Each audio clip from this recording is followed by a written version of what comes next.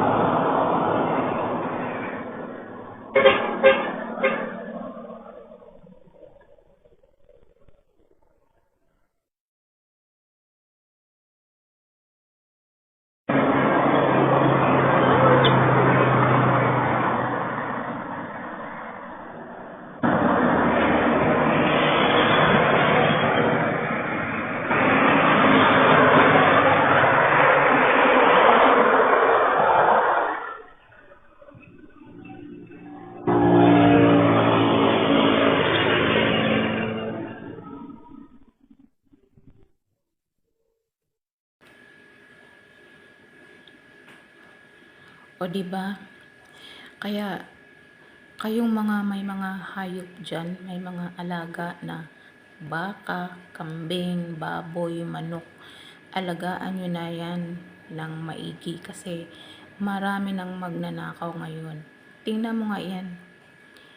Kawawa yung may-ari niyan. Hindi nila alam, tinangay lang pala. Tinangay na pala. Grabe ano? Ang dami ng mga tao ngayon na kunwari iihi lang sa tabi, kunwari hihinto lang dahil may gagawin, yun pala may mga plano ng pagnanakaw. Tingnan mo nga yan. At hindi lang yan, uso na rin ang nakawan ng mga sasakyan ngayon like motor. Uso na rin yan. Pag may makita kayong van, mag-iingat na kayo. Yung van na yan, hindi lang yan ginagamit sa pag-kidnap ng mga bata. Ngayon, ginagamit na rin yan para isakay yung mga motor na ninanakaw nila. Grabe.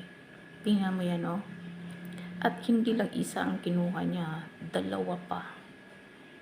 Siguro kung mayroon pa dyan, siguro kung magkasya lang dyan sa sasakyan nila, dadagdagan pa yan. Grabe. Kaya kayong may mga alaga dyan, ingatan nyo yung mga alaga nyo. Hindi lang bata ang ninanakaw ngayon, pati mga hayop na. Grabe.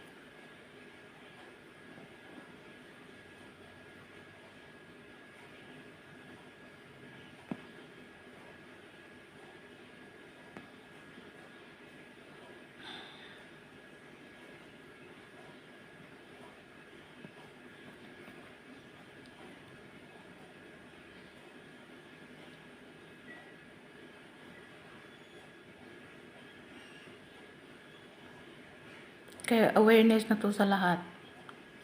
Mag-ingat kayo.